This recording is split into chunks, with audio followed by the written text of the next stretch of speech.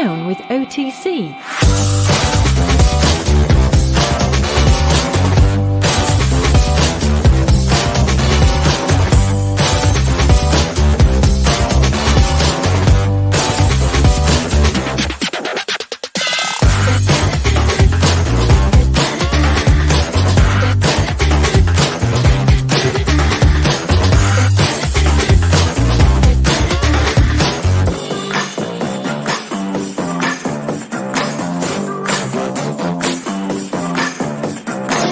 Are you down with OTC?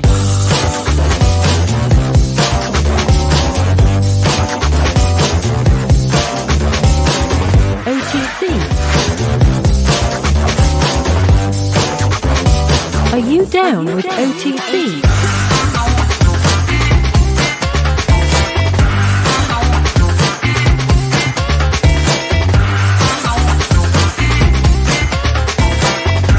Are you down with OTC?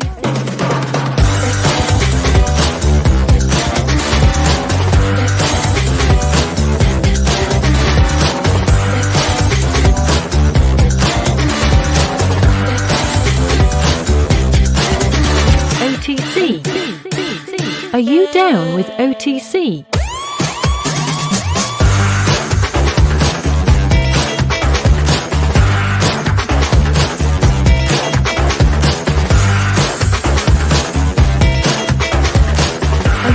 Down with OTC.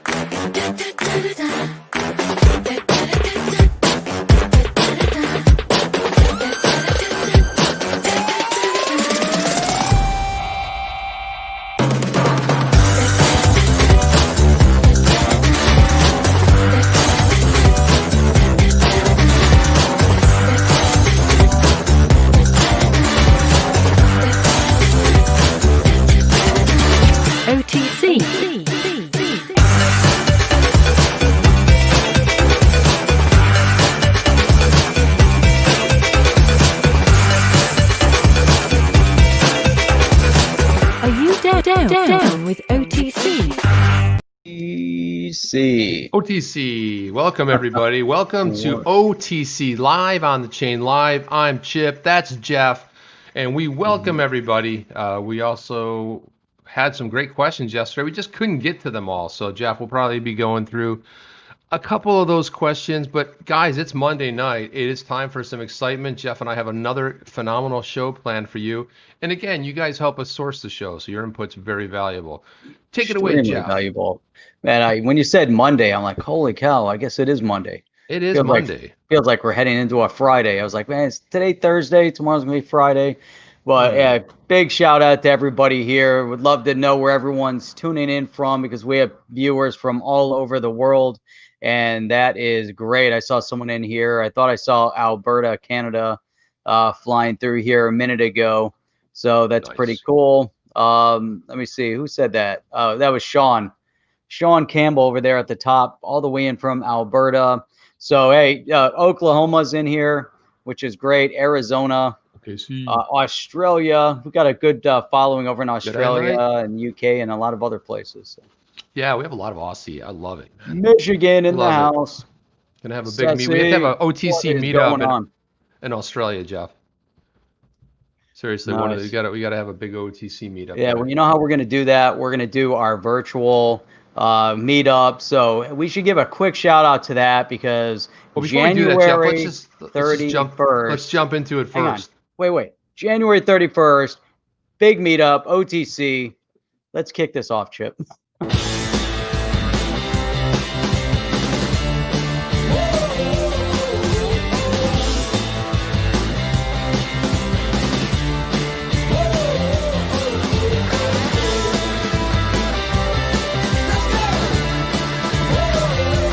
Welcome to On the Chain with Jeff and Chip.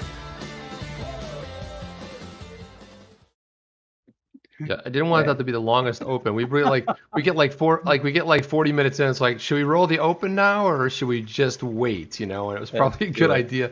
By the way, we're Yeah. wearing gray tonight, Jeff. That's good that we coordinate that Oh, look at without that. even knowing. We look like we're matching. Do you have a penguin too? No penguin. No, no, I No. don't have a penguin. I just have some words written on my hoodie Oh, that say sweet. Carpe Diem.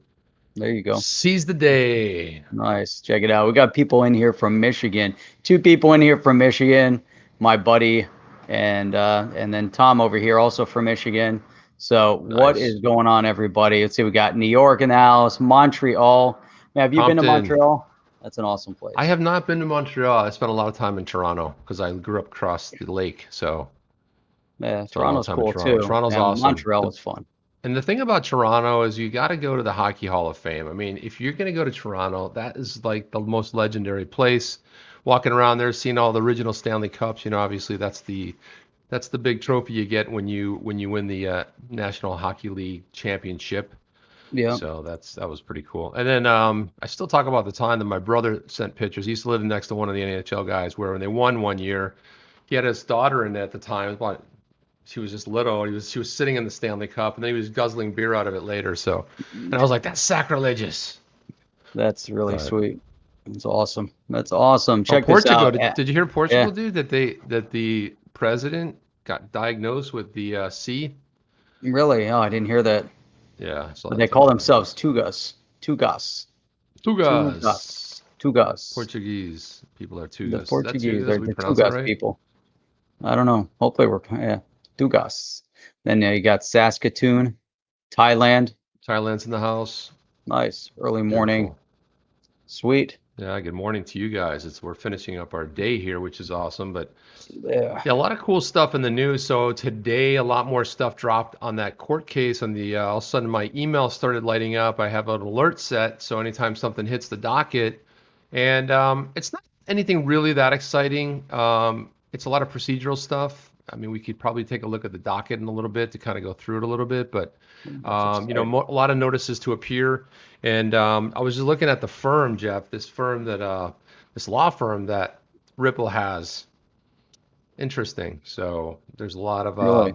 They lawyered up pretty heavy. Take a look at that. Yeah, I think that's the important part, right? You get into this. If you're going to bring the case, if you're going to represent, then you got to come in with the big hitters.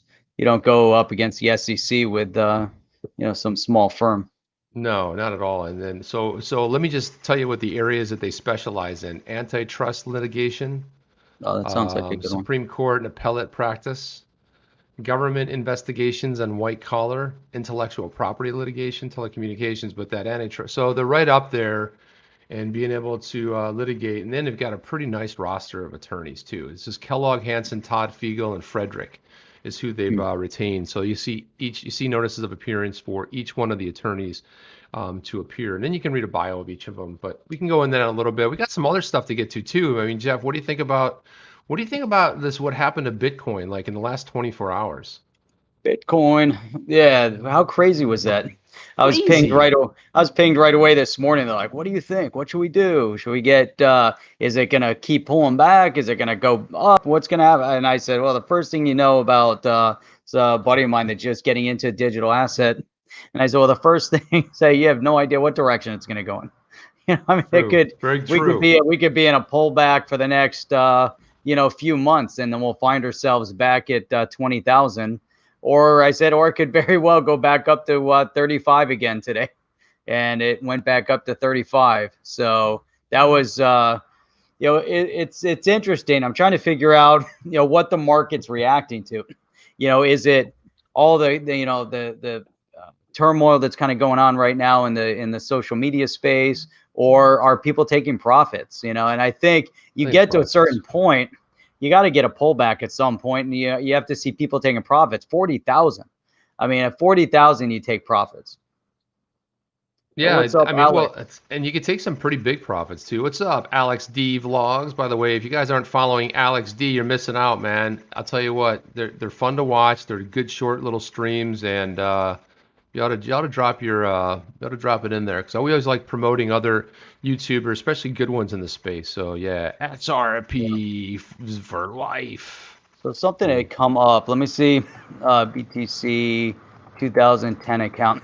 I don't know if I saw this come up, and I don't know if this was recent news or if it was old news.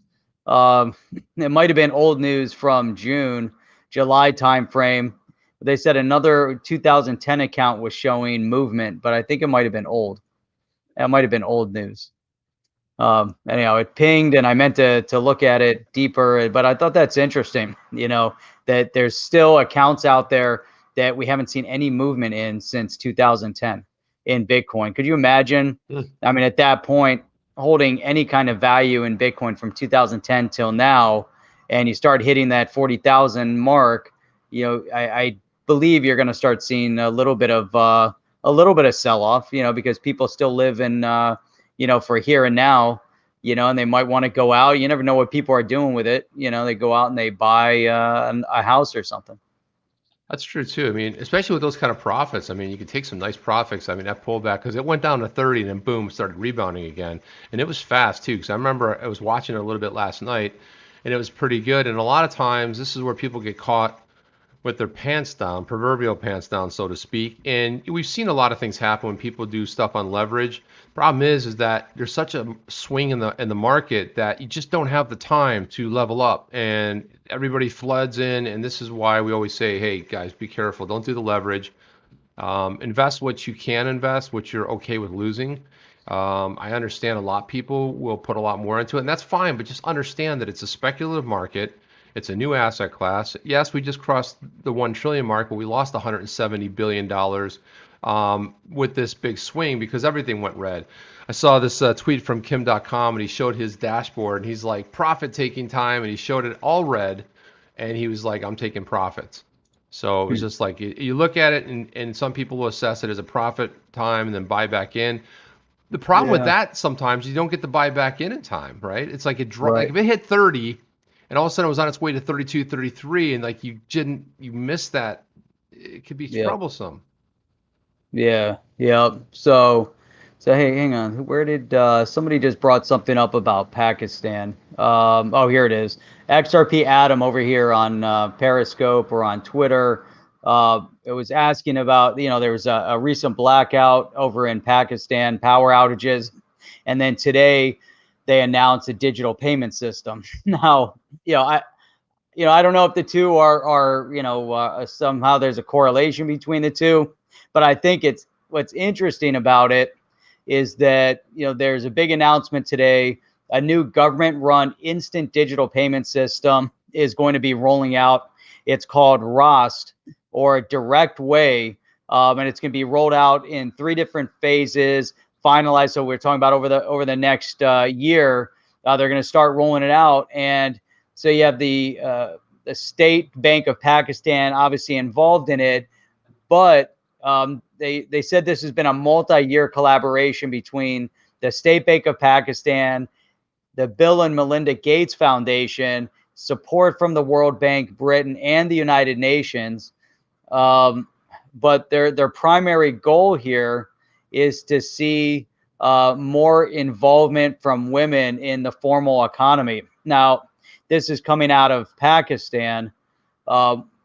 It's interesting, very, very interesting to see what's going on with a digital payment system, but even more so to see that the Gates Foundation is involved in it. What are your thoughts? The Gates Foundation seems to be involved in an awful lot lately, Jeff. I got to say, they seem to be involved in quite a bit. So I don't know. I mean, I was gonna say better to say nothing. Let's put it that way. I have my own personal thoughts about that, but I don't know. It's hard to know. I almost like it's hard to know anything anymore, really. I mean, you see a lot of these articles, they come out and somebody's asserting one thing, and then you give it 24 or 48 hours, like the 48-hour rule. You wait 48 hours, and then, oh, well, no, we didn't mean that. We meant this. Okay, gotcha, right? And sometimes that'll happen too. So it's interesting how how it shifts. Exactly. And I think here we're looking. It says here, Pakistan collects the least amount of tax in the world. We cannot build infrastructure, we cannot work on human development or educate children or improve hospitals. So what is their point is that they're trying to find a way to increase taxation or hold people to account and make sure that people are paying their taxes through this digital payment system. But at the same time, there's been a lot of issue in the global world, and I believe also one of the things that they want to try to do with this initiative would be to monitor where some of the funding and finances are going through Pakistan. So a lot of these countries that are developing, they run into issue that they try to stem, but it's a digital payment system, probably not built in the blockchain, probably not centralized or decentralized, probably fully centralized. Yeah, and again, that's the whole conversation we've been having. It runs the theme through some of the things we talk about is centralized versus decentralized. And, I think that people are going to want to move towards the decentralization, right? They don't want some central control. And I understand from a government's perspective, obviously, they want as much control as possible. So you're going to have that sort of consistent fighting. But before we go on, I know we wanted to bring up a couple things here, but I wanted to say, guys, if you could take a look at our podcast, we are now making sure that we're uploading every show. A lot of times you want to listen to this or catch a show. You don't catch it live. You want to catch it later. There's the link right there. You can click on that. That looks like this right here. And you simply come here, you can listen to the shows, but mainly subscribe on what you like. So if you're into Google Podcasts and that's your preferable place to watch it, that's where you would go. I prefer Spotify, even over sometimes some on Apple Podcasts. But again, all of these places, Breaker, Pocket Cast, TuneIn, Acast, we're everywhere. So you can pick it up, whichever one you like. But subscribe. We're starting to see subscriptions start to pick up here. But I know a lot of people have said, and who knows, with a lot of the deplatforming going on, it's always, we want to be in as many places as possible. We're also on library.tv, lbry.tv. That's a decentralized platform. So we're trying to put this in more places to expose it to many people. And of course, as always, like, subscribe, smash those thumbs up if it's your first time here. We also have another channel below which you can subscribe to, which we put shorter form videos up there. And the best way you can help and share the channel help us is share the channel, share it with friends. Like, hey, send a tweet out like right now and go, boom, here you go. So there you are. Just a little, Hey, Chip. That's the commercial. I got something to say real quick too. Please do it. Come on, man, Berserker. Berserker's in the house. Berserker. All right. Hey, we got Joe M. First time popping in. What is up? Glad that you're here. I want to make sure that we go back here, and I'm going to scroll back all the way to the top because we do have just a matter of business from last night. We did promise the Omega 6 project that we would go into a little bit into a question that he had yesterday regarding New York following the heat. I don't know, Omega, if you want to rephrase the question again and throw it in there. I know it had to do with the exchanges, etc.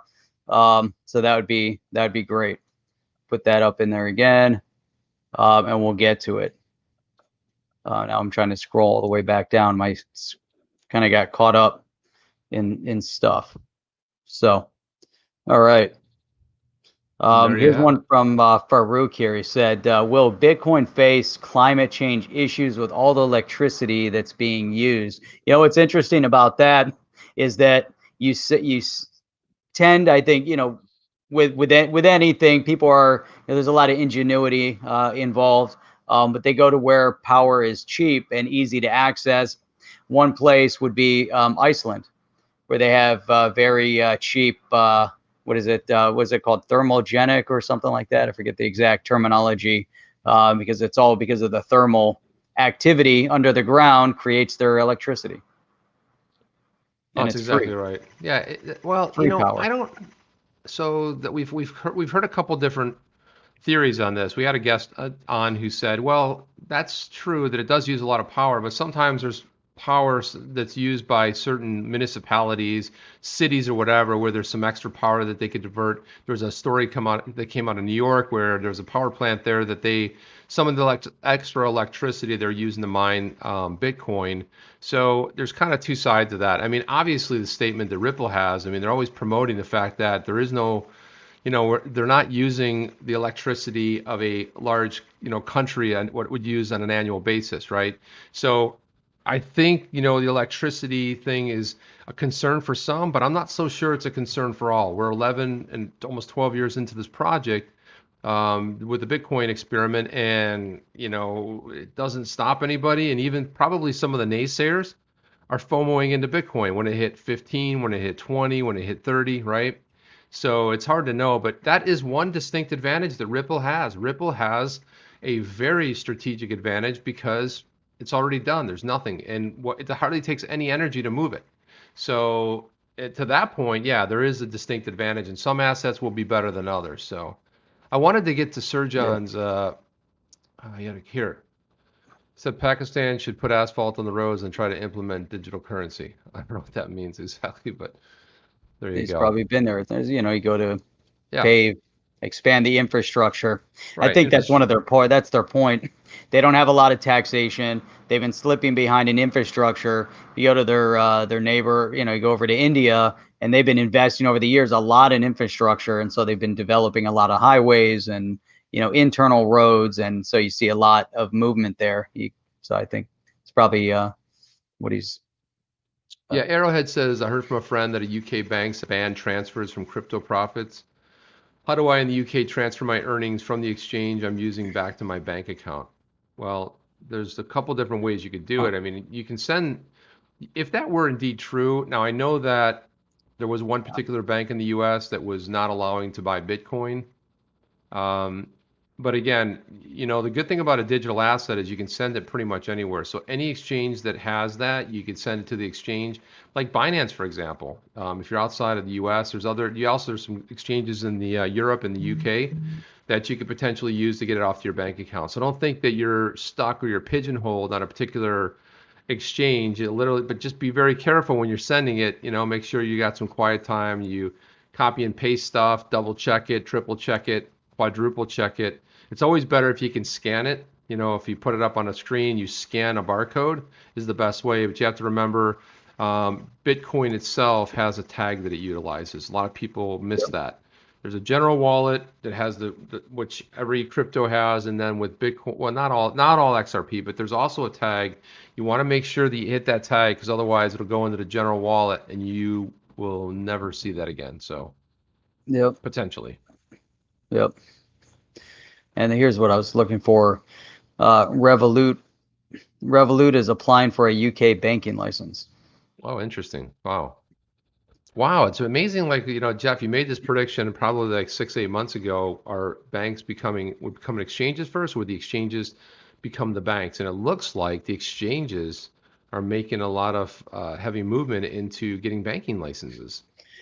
Yeah, exactly. So, and it's interesting so you bring up the UK, and this was one of the articles I was going to pop up, but right there it says here, over the past few years, Revolut has greatly expanded beyond the simple premise. You can buy cryptocurrency, stock, and commodities. You can set money aside in a vault. You can get travel and mobile phone insurance products, et cetera, all that stuff. And it says here, it's still not technically a bank in the UK. So I don't know, exactly what he's bringing up regarding not being able to sell, or if you have your digital asset, you move it, you sell it, then you're able to move it back to your bank. But it seems like, people in the UK would know a little bit better. We're not in the UK to know exactly what's going on over there. However, it could be very similar. Oh, now I lost the point here. Hopefully it's at the bottom. No, I lost it. I'm looking for the Omega question. Here it is. So very similar in issue, because over in New York also has very strict rules and regulation when it comes to exchanges. And it could be a digital asset exchange, it could be a stock exchange, even something like Robinhood. When Robinhood opened up, New York, I believe, was one of the last states for Robinhood to go into, but they had to overcome, a lot of hurdles. And the same thing with some of these other digital exchanges. And I don't have a list to say here's all the ones that don't have an exchange that you can work with. But I thought that Coinbase was still active in New York. I don't know if that's a fact or not. I'm not sure. No, they're actually not. They're because I Really? know somebody that's in New York. They're saying that their last Coinbase was like the last place that could purchase on, and that's becoming an issue. People in New York are left in the cold, so unfortunately. And Jeff, a lot of So people are no complaining about lag Binance, in the no stream. Uphold. Really? Yeah, they're saying lots of lag. People are complaining of the lag in here, so. So I don't know. I checked it out a little bit. I know I was lagging just a bit, like my lips weren't moving, you know, Yeah, you were lagging a little bit. I'm lagging a Am little I bit. lagging or is it just you? I think it's just me. I think this camera's like having an effect. This new camera's having quite the effect here, so I don't Maybe it's know. draining a little bit of your resource. Could be, man. Don't know. It's like it's been Yeah. very touch and go, this Yeah. particular one. So I don't know. Yeah. So are there any you're breaking up too much? Stream broken too much. Oh, that's Gamer for Life. I see that a few people said that. Super laggy for anyone else. Stream keeps staggering and stopping. Yeah, it might be an issue Well, a with lot of the people are getting lag all of a yeah, sudden. it might be a Whoa. problem with not with us necessarily, but it might be the software. Yeah, it looks like someone here said the lag is getting better. It's Okay. intermittent. Fine now. Crypto Okay. Cat. All right, sorry about that, Yep. guys. I mean, the worst case scenario, I'm curious if anybody's watching it on Twitter. It's on Jeff's stream, his personal on the HODL Review. It's on my personal Twitter, and it's also on our On the Chain Twitter. So if you guys are there, please report back, because I don't know, it could be something going on, but we're just going to continue on, and hopefully it'll get a little bit better. I think it has to do with the software itself, but Yeah, it we'll looks see. better now. What I see. No, from actually, I have a from higher your cam side. quality. Someone's asking about the camera quality. It's actually a higher camera quality. I lowered the frame rate on it, and but I know it was doing this a little bit the other day too. So we shall see. Yep. We shall see. Mr. Brad takes all. Or surprised you're staying. Typically, it should be. So we really don't have an answer on New York. No, the problem. Well, I know that New York. That one a little more. New York's done, man. You're out in your New York. I know somebody who's in New York very upset, very disappointed because of the fact that they're not going to be able to access. They have no exchange to use anymore. Imagine like because of where you live, you're done. You can't legally buy it. Now, yeah, you could find a way, but again, if you get in trouble for it, you're going to get fined or who knows. I mean, you don't want to be the first person to make an example out of. So that's always a potential sort of a risk as well. Right. So, right. Yeah. Interesting. So I wanted to yeah. Go ahead. You got something to go with? No, go ahead. I know you. Well, I was just going to show people some new stuff hit the docket today. So you saw the last thing that hit it basically was the pre-trial conference, and then today, and there was an order that we talked about a lot, and then today it just lit up my inbox. So you see right here, item 9. Yep. As you see all the way down, this is like my inbox kept going wild as they started going. So 9 through 32. A lot of them are notices to appear, and these are mostly counsel. And let's see, there was something for Brad here. Let's see, there was a waiver of service returned executed. This is for Ripple. Then you have one for Brad Garlinghouse here, and then there's Reed Mason Fiegel. So if you go like, well, who's that? Let me pull up. This is Reed right here. So these are all of the attorneys for that law firm. But this is Reed Fiegel right here. You obviously see that the name Kellogg, Hansen, Todd Fiegel, and Frederick. So that's his bio right there. And so a lot of them are counsel representing either one side or the other. I mean, there's a lot representing Ripple really. Right. And then this waiver of service returned. There's one for him and Brad. So that looks like this right here. Oh gosh, where is it? I know I opened it somewhere. Is this it? No, there it is. There's the waiver right there. So I wonder if it's because we're broadcasting at 1080p. I wonder if that's draining on the system too. Yeah, that could be, Jeff. Maybe we ought to go back. I'm going to go down to 720p and see if that has any impact. Maybe that's going to be a little bit better. We're draining this resource here a little bit. That could be. For right now, that could be what it is. Yep. Let me switch. Okay, guys, let us know if it gets better. Let me. You go to Cam White, go to advanced settings. Yeah, 720. I just switched back myself. Yep. There you go. There we go. So hopefully, guys, that should help out tremendously. Yep. With the strain. So again, this is just procedural stuff right here. And so if you want to know what that means, it simply says If you waive service, then you must, within the time specified on the waiver form, serve an answer or motion under Rule 12 on the plaintiff and file a copy with the court. By signing and returning the waiver form, which they did, you're allowed more time to respond than if you had been served with the summons. So what do you think that all means then? I mean, are they trying to extend their amount of time, or is this just all procedural? Well, it says right here, it says represent must file an answer with under motion Rule 12 within 60 days from 1/4. So that I think what they're doing is they're just buying a little bit of time just in case. It's always better, regardless if you need it or not, you want to be able to extend it early. And that's probably my guess what they're doing. Not that they want to extend it, but when you're putting together, anything could happen between now and the response, right? If something else were to happen, you wouldn't want to get caught in a jam. So you always better to have more time there is what my thought is on it. But again, it's largely, procedural, because if you get served with the summons, you don't have the ability to extend. And then everything you see here, it's all these notice of appearance, Andrew Sarinsky, and then you have Christopher Sean Ford. And a lot of those trustees show up right here. I was going through and just looking at them. So they got a lot of. So these are all the attorneys that are just they have to report. Yeah, exactly.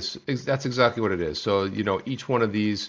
So on the docket here, when you look at a docket, each one of them has there'll always be whatever the next one that hits the docket will be a number. This is the service I use, Nexus Lexus, but these numbers right here correspond. So if you wanted to reference something on the docket, I'd say, Jeff, go to the docket, and here it is right here. You can see this is Securities and Exchange Commission v. Ripple Labs. I would say go to that and pull document number 9. You know exactly what I was talking about. So it's a way to reference that on the docket. And then everything's always listed on the top of the docket. So you have the litigants and the attorneys, right? So you see Sarinsky, every one of these is noticed on there, what we just looked at down below. Yep. You can see all of them right there. Then we go to, there's Brad Garlinghouse, and you can see representation, and you can see Larson. So Garlinghouse is represented. Here's the lead attorney, Matthew Solomon. Then you have these other attorneys. And the same with Chris Larson. These are his attorneys right here.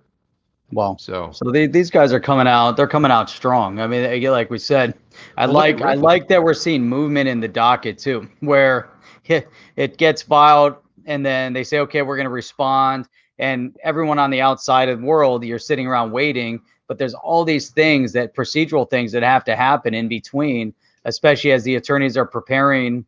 And you can't just all of a sudden just show up and start arguing the case, even though they haven't even prepared their response yet. Right. There's 24. I had to count them all. There's 24 attorneys. They have 24 attorneys lined up, and some of them are. So the top ones are representing Ripple Labs. Then you have because Garlinghouse and Larson are each named in there. They have their own representation. They've retained counsel. So, and that's all this really is. So you'll start seeing and noticing a lot of the same names that were there. Right. Pretty simple stuff, and then you can just basically download each one of these is a download, and you can get that. The ones that say runners, that means it hasn't been uploaded yet to the court, so you literally get a runner to the court. Somebody will go fetch that for you for a fee, and they'll go and they'll get it, and they'll get it to you. So that's what a runner means right there. So at least we're seeing a little bit of movement, like you said, Jeff. We're seeing stuff move a little bit. Again, nothing thrilling here. It's not like we've got anything like great to report, but again, you can see that they've lawyered up, right? They got pretty good representation in counsel, and you can see that law firm specializes in this. So they're putting it all together, putting together a response, and I gotta imagine they are frantically busy. To us, it's like, oh, Brad put out a tweet, and lead counsel from Ripple put out a tweet. And you think that's all that's happening. Oh, man, there's so much going on behind the scenes. They are frantically running and passing stuff back and forth. And we've got to see, we've got to see their response. Their response is going to really be very telling as to how the next stage is going to go. I mean, these guys have got to be, prepping something. And, at the same time, we saw Brad Garlinghouse did come out, and he said, okay, he's got to say something to the XRP community. And we're talking about XRP community, those that build in the community, and those who have been, buying, holding, selling XRP, the digital asset here in the US. And we saw that response. And one of the things he said was he's not going to litigate the case on on Twitter. Right. But I thought, that was a positive, and we keep going back to the one thing that's different about how they've handled things is that they've been very transparent, pretty much from the beginning. Obviously, there's going to be a lot of haters out there. There's going to be a lot of people that, love the digital asset, but I find it interesting to see how polarizing it can be, overall. It's like, what's the overall point of the polarization of it? How does someone become so polarized in an investment? So that would be like getting super polarized, in investing in Amazon stock over Apple stock. And you have people that are, Amazon stock maxis versus Apple stock maxis, and it's just getting fired up. And then you translate that over here, or let's relate it to currency. One person in foreign currency exchange, and if you're trading foreign currency, one person loves dollars, the other person loves euros, and then there's a lot of tension, between everybody. I just find that would be a similar type of idea there. But anyhow, I know there were other things that were going on today, and one of the things that I saw here, and Brad Garlinghouse had mentioned this. So we look at the company, Ripple, and one of the reasons why you get passionate about maybe the digital asset. Are you passionate about the XRP ledger, the potential of the technology, the potential of what it means for the banking space? There's really very few companies out there that are actively building something that's very significant in the space. And, Ripple is doing that, taking on Swift. And the XRP ledger is definitely also a game-changing technology as well. Bitcoin did its thing. It was the intro to the space, and we brought this up so many times. I feel like you're always repeating it, but Bitcoin has its purpose now. It's a store of value. It's not a transactional digital asset. It can't be. There's no possibility at this moment in time. Right. Maybe that changes in the future. Probably not. Because even the big entities have identified Bitcoin as a store of value, not a transactional asset. Whereas the XRP ledger was built specifically to move currency. That's the whole, you look at the foundation of the XRP ledger. They have a foreign currency exchange baked into it. You've got, the settlement, the, fast settlement. And when we talk about foreign currency exchange, meaning that you can transfer and exchange any asset. It could be a fiat or it could be a digital asset. So they really thought out the whole structure of this XRP ledger, which is outstanding. And then you look and say, okay, here's the XRP ledger, here's the digital asset. What's the distinction between this blockchain and a Bitcoin or an Ethereum? Why would one become a maxi over Bitcoin? Whereas they, instead of diversifying and saying, hey, you know what, here's interesting projects across the board, maybe you should buy a little Bitcoin, a little Ethereum, a little XRP, and not, be so polarizing. If you believe in the space, if you're passionate about the direction that the digital asset market could go, it kind of makes more sense. I get really caught up in trying to understand why there's, people are so polarized. Well, this is interesting. This is the JLC Marble says here. He says Florida should become the epicenter of crypto innovation. Palm Beach, right? So it's funny enough you say that because, right before the holidays there, Michael Arrington put this tweet out, says, looks like I'll be visiting Miami in January after the holidays, checking out the different neighborhoods. So Arrington, who runs the XRP fund, is really kind of he's in Silicon Valley right now. He's in San Francisco. He's very disappointed at a lot of things, the way things are going there. So hey, maybe it's not Palm Beach, but maybe it is Miami, because we're already starting to see a lot of technical innovation happening in Miami right now. A lot of some crypto stuff, and a lot of fintechs are getting there. And why not? We have great weather. It's an amazing place. Great coffee, Jeff. There's great little coffee places, some Cuban coffees and stuff. And I mean, it's kind of funny. You're not too far off there, JLC Marble. So I'll say give it some Yeah, so Michael Dobson says last three SEC lawsuits, Elon Musk, Tesla, Amazon, and Google. Do you see all three of these richest in the world now SEC go as a ripple so they can rightfully take their place in the world throne? That's an interesting observation. They did go after Tesla. They did go after Google at some point.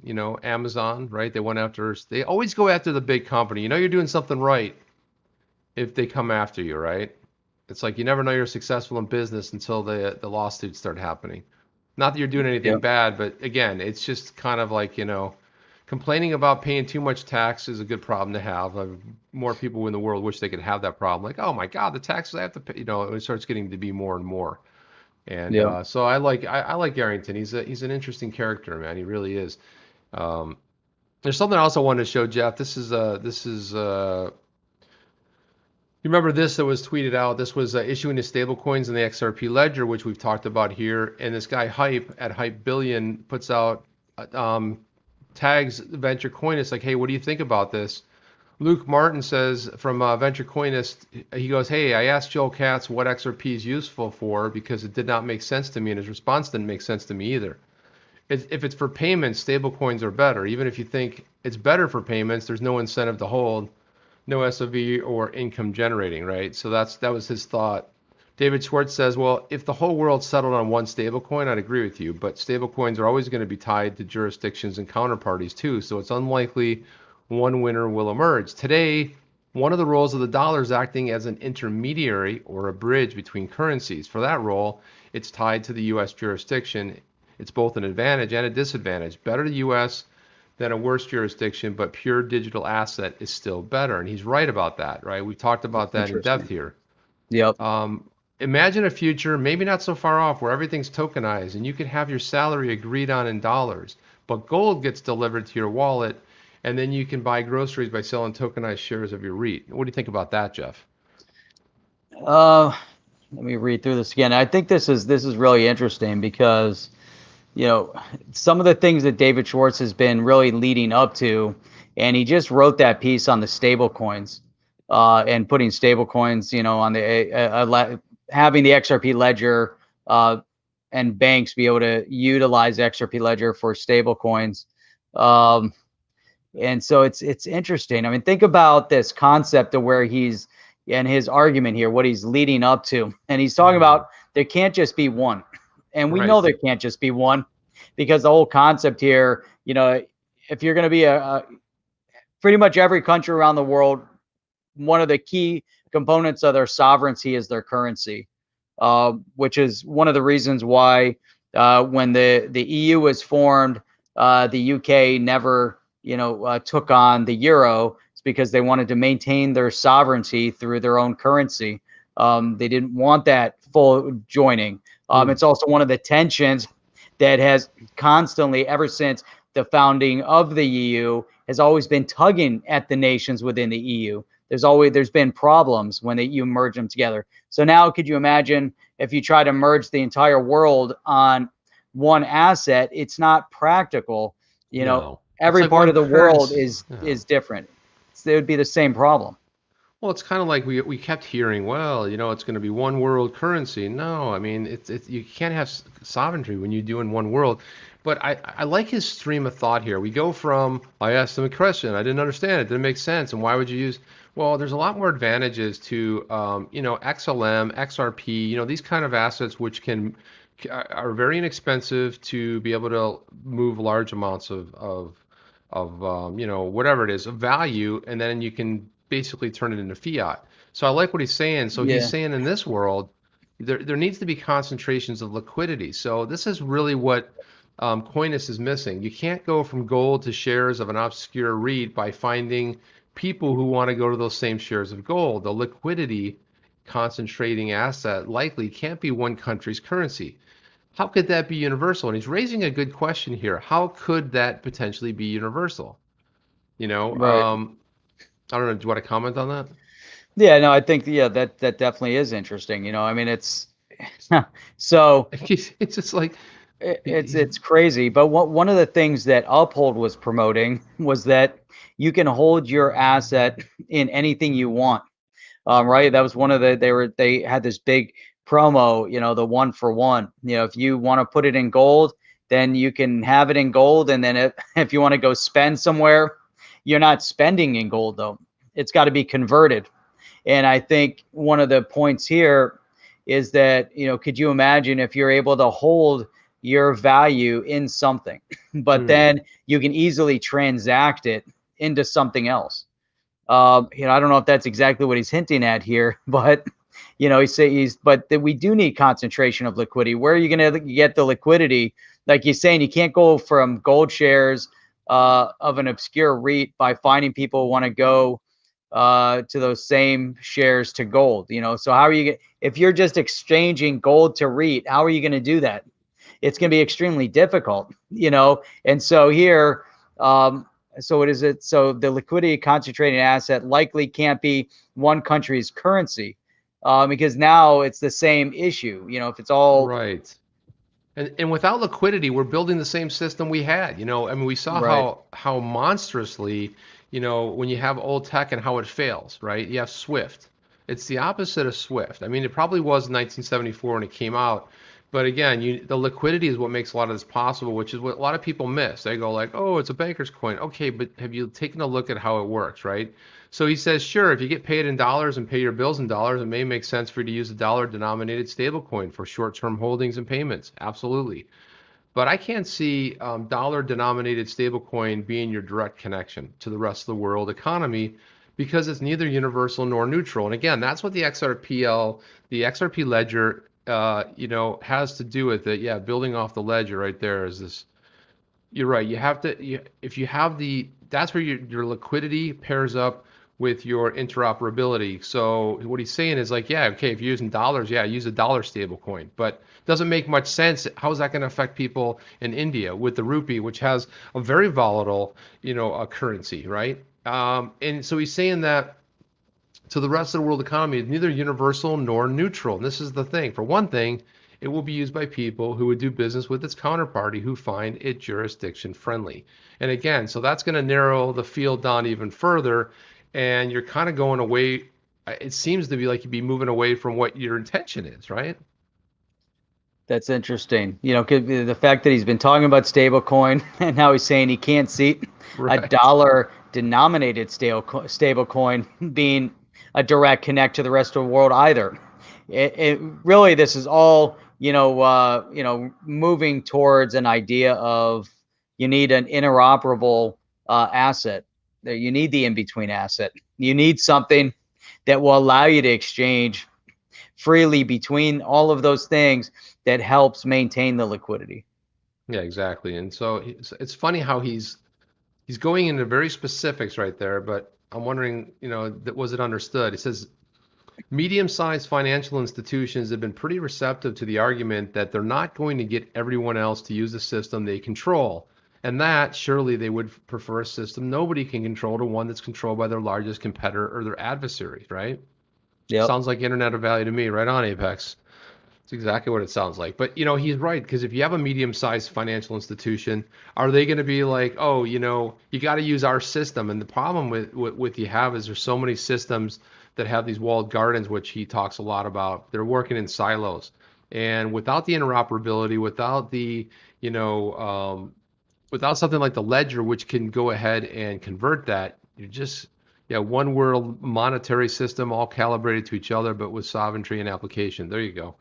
And here we're talking about a monetary system instead of, there was a lot of talk at one point about a one world currency. Then we're not talking Right. about a one world currency. And what is this? FIS index. I think it makes more sense, a monetary system. So you have a monetary system allowing, seamless transaction between the currencies instantly, without having to go through all the parties. And that's one of the big hurdles right now in the world. And, if someone's dealing in pounds and you want to go and, come to the US, and you have to go through a transaction. And this is, there was another comment here, that talked about, the Nostro Vostro accounts and the amount of money tied up in Nostro Vostro accounts. And imagine you're able to free up all that money. And and then if you have that seamless solution that's part of that global monetary system, it's amazing. I mean, it injects all of that money back into the system, allows maybe it'll also then allow a more balanced approach to how countries are maintaining their economies. I mean, Yeah. it's putting power back into the hands of the people is what it's doing. Yeah, I wanted to take this. So, Stasik says, I love your content, but I need to be active 24 hours to watch you. Okay, so we had talked about this earlier, but we have a, if you're on a podcast platform, you want to take us with you, or you want to listen in the background, we have that. So we upload every show there, because some people just like to listen, they like to tune in, and they're doing other things or looking at other content. So we'll Where hit is that right. Stasik tuning in from? Yeah, where are you coming from, Stas? If you're up 24 hours, man, that's a long time to be active. Yeah, drop it in the chat. We'll check it out. Schwartz goes on to say, I know this is pretty far out there, and maybe I'm just a bit crazy to suggest this, but maybe some governments will see the wisdom of this same reasoning. Huh. If they can't run the system, maybe a system nobody can run is better than the one run by their geopolitical adversaries. Yeah, and this is a pretty astute observation right here, too, because he's kind of like taking a shot at what we were talking about earlier, Jeff, which is all of the let's centralize it. We know we know it's blockchain, it's supposed to be decentralized, but we want to centralize it. And what he's saying is that it'd probably be better off on a hunch that if you were to have nobody control it, we would all be better off in principle, right? And that's why we talked about a little bit about this.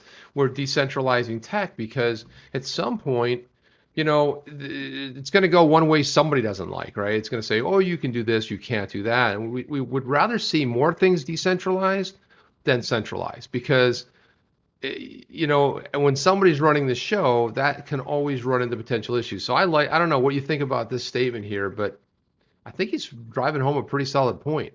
Yeah, I think he is. I mean, we move towards, I guess one of the tensions that we see in general is that there's, some tendency within different rival governments to say, well, we don't like the idea that you have too much control.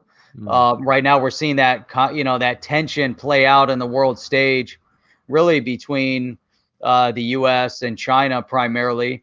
At one point it had been between the U.S. and Japan, as Japan was coming to the stage back in the 80s. We've seen some tension between the U.S. and the EU, all over trade. And at the end of the day, the U.S. dollar has always been the reserve currency, and it's also the trade currency that everybody measures their products up against. So, if you're quoting on a global stage, you're quoting in dollars. You're not quoting in another currency. It just on a global stage. But that's been changing over the years because, there are many that are quoting in euro, but nobody's quoting in yuan yet. But that's starting that trend is turning. But now if you remove that obstacle and you allow it to say, hey, here's an instant, here's a solution that's going to, like he's saying here, better than the one run by their geopolitical adversaries. So if you can simplify that process, that brings the world back together as well. And again, I believe decentralized from that perspective puts the power back into the hands of the people. In Apex Crypto, he says, Nostra Vostra solution cannot be understated in what it would do with the velocity of money. Wish that the U.S. government understood this. I wish a lot of governments understood. I wish a lot of people, and this is one of the reasons that David Schwartz is making this comment. I'll just finish up. He says that my personal vision for XRP since 2013 or so was the idea of deep, open public pools of liquidity that anyone, anywhere, could contribute to and draw off of, a global market for assets that someone happens to already have exactly where someone else happens to need them to be. And again, that's really where the power comes in. People say like, well, XRP, yeah, it's fast, it's this, but to Apex Crypto, we talked about the Nostra Vostra, there's there's trillions of dollars invested in that. It's just an incredible amount. It's a lot of additional ancillary stuff that the banks have to keep up with, and there's no need to. So it's funny, every time you build, we build new tech, right? And we end up building the same thing. We always like, you know what?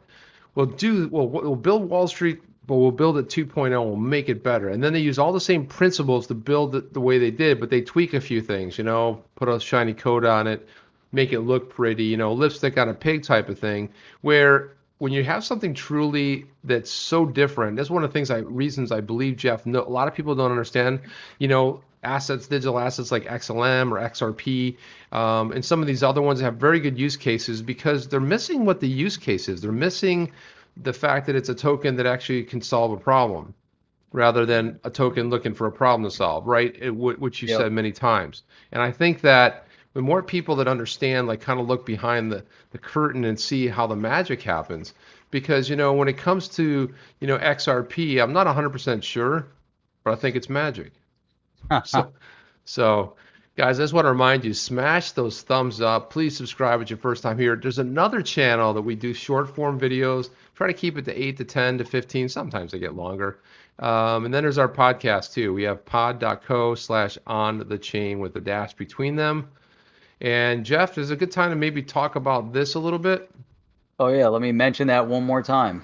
The virtual blockchain meetup. Check it out. We are going to be hosting a virtual blockchain meetup sponsored by OTC, January 31st. This is going to be our first run through of this meetup. We've been looking for weeks and weeks for a software that could manage that. Both Chip and I have had lots of experience going to conferences, as I'm sure a lot of you guys have had, and been to multiple virtual conferences. So we kind of had this inkling of what we were looking for. We found it, bought it, and we're excited to roll that out January 31st. It's gonna be limited at this point to 500 people. We might even shrink that down a little bit. We are going to have a few guests at the virtual blockchain meetup. One of them is Crypto Eddie. We're going to have some people from BitTrue and maybe some others. But since this is the first rollout, we're going to be dropping more details of how you guys can register for it.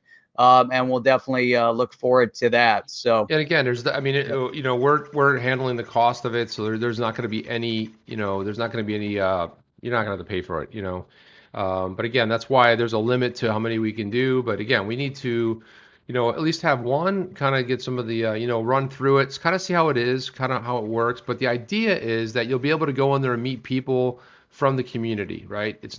And meet some personalities as well, where you get to chat and talk. And, it's kind of like we prefer to have cameras on, but if you're kind of shy, you don't have to. It's a better experience for everybody, but you don't have to put your real name in there. Look in the chat. I mean, if Steve Willits is his real name, you just put a mustache on. You go, hi.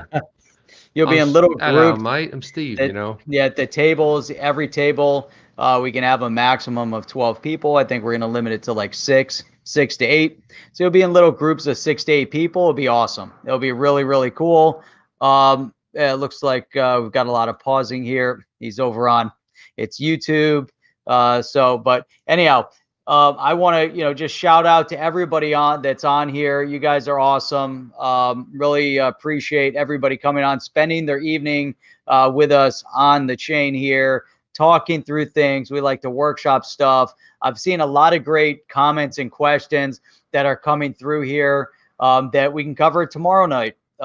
So, a lot of great stuff for tomorrow night. Also, just want to give a shout out to the original OTC community. I've seen a lot of those guys, commenting throughout. And I know sometimes when you get a lot of comments, everyone kind of gets a little bit buried. But I saw Richter pop in earlier and Yeet pop in.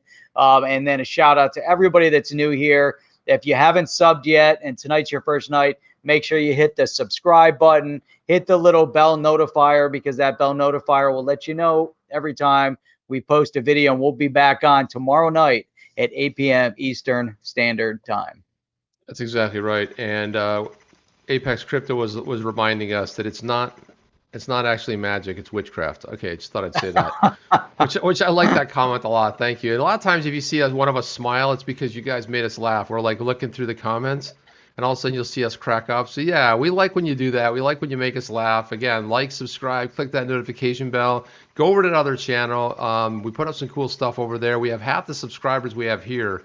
We have 11,000. We only have 6,000 in our channel. But again, it's a different kind of video. But love it when you guys, check that out. So that's all I really have. And, guys, thanks for showing up.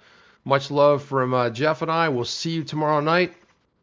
And on the next one, Chip and Jeff out. Thanks for that, Apex. Boom. Big Thanks, one. Apex. Big one, right? Are you down with OTC? Please like, subscribe, and click the bell to be notified when the next video drops.